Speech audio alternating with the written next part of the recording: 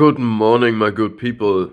Forgive me, I just woke up and I would like to go outside to make a video, but it's still a little bit dark. And yeah, I got the message already, so be ready. This one will be a spiritual one. We are talking again about generational trauma because this is a huge topic. And the last video I made was kind of only an introduction. And now we go deeper, literally. And I already know it's gonna be a little bit spiritual. As I said, we're gonna talk about water, about life, about rivers, about ocean. And we will get to it. See, generational trauma is such a complex field that whenever you think about it, you may find out there cannot be a recipe or a checklist or a manual of how to deal with this. And it is also not in a way that you can have really crystal clear expectations of what happens or what you can do. You cannot change other people, all right? And if you have a narcissist or more narcissists in your family, you cannot change anyone, and you cannot change a narcissist, okay?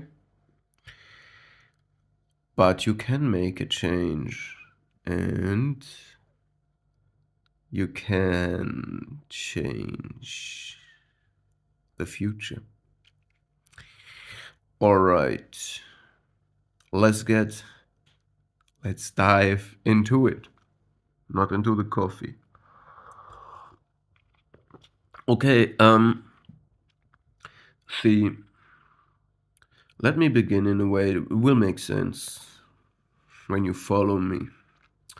See, there are mystical stories about creation of life in different cultures and being created by different people.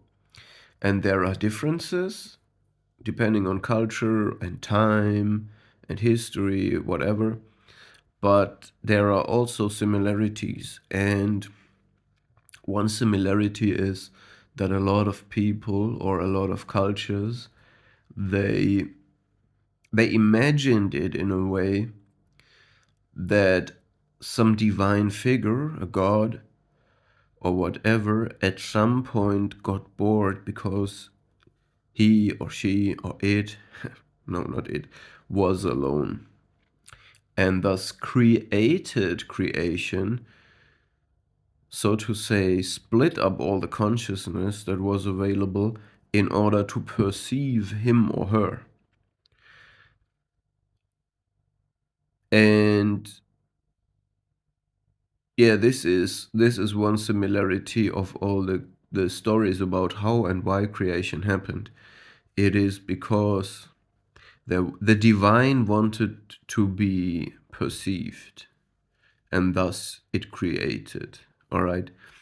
And by the way, the material, the matter that our universe and everything is made of,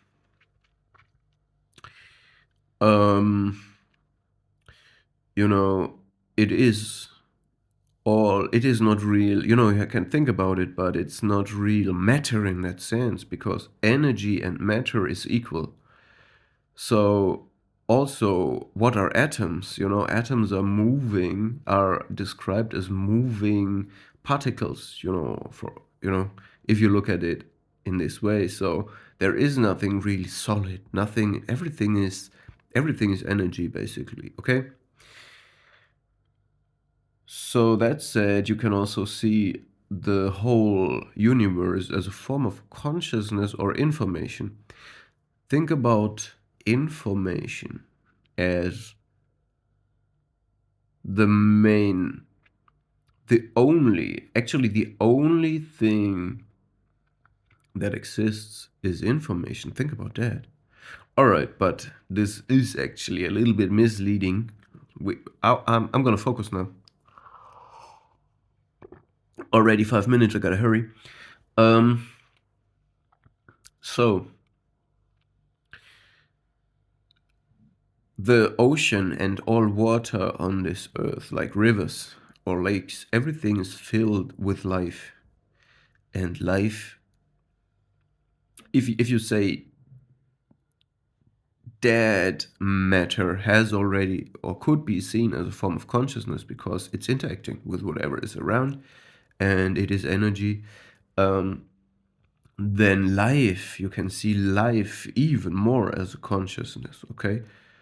And water filled with life, bacteria, all kinds of little and bigger animals. It's full of life, algae. And there is also this theory that water has so many anomalies, and all anomalies are promoting life. And I believe we don't even found out. The more anomalies we will search for, we will probably find in water. And um, yeah, you can see a water that is filled with life also as kind of a consciousness. So let's think of the ocean. Um, the ocean has a surface that is quite evened out. There might be waves, but it can be flat as well. But inside there are deep streams, things happening, water coming from the deep to the top and going down from there is turmoil, there is streams happening under the surface. And this is like introspection, as well as animals, as whales diving deep down, and some animals coming from the deep in the night and going back down.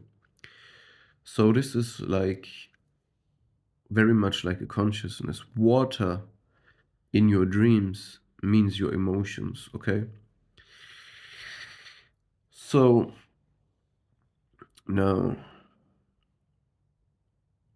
what you need to understand is a lake or an ocean that is almost, if you see this parable of consciousness, can do introspection, which means on the surface nothing happens, but inside of the under the surface there is a lot of things happening. This is introspection. This is when you are thinking, when you think about yourself. A river does not introspect. The water of the river, so the emotion or the conscious thing of the river, happens. It moves from A to B. It has to move and to show, and it has different stages to go through. And this is like a person that cannot introspect. It is forced to move in a certain way because it cannot do different, okay? And it will have calmer passages of the river, but it will also have violent and waterfalls and wild water areas, right? And this shows you the difference, okay? And when when you decide to take on generational trauma, what it means is you must understand the people around you based on their childhood. This is also necessary to forgive them, of course, but this will soon everything will make sense. You will understand the behavior of everyone around you based on their childhood, and you will understand how they treat their own childs based on their childhood. And once you understand all that, you understand yourself as well based on your childhood. You understand everything in this whole circle. You understand the whole development of the family. You will look back generations and you understand why the people that you see today are the way they are based on who they have been together with. Okay, you can see very, very deep, and it takes time to understand all this. You need to educate yourself about psychology and stuff like that. And then you will see deep in time back and in the future, probably. No, back in time. And you understand how the people do and why they do what they do. And you will be like our, because you understand yourself as well, and you don't let them victim blame, let them move you. You will stop moving in the way they want. This is like you will become a huge rock and stop moving.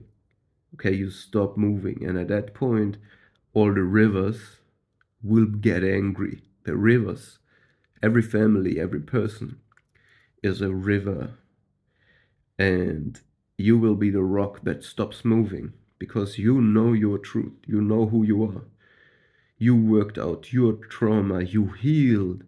You're free of the blame game, okay, of the shame game, of all these things. And then this is why you will be attacked. So this is the part 2 of my generational trauma, just the next step, and we will go on. Part 3 will come. Just think about what I told you.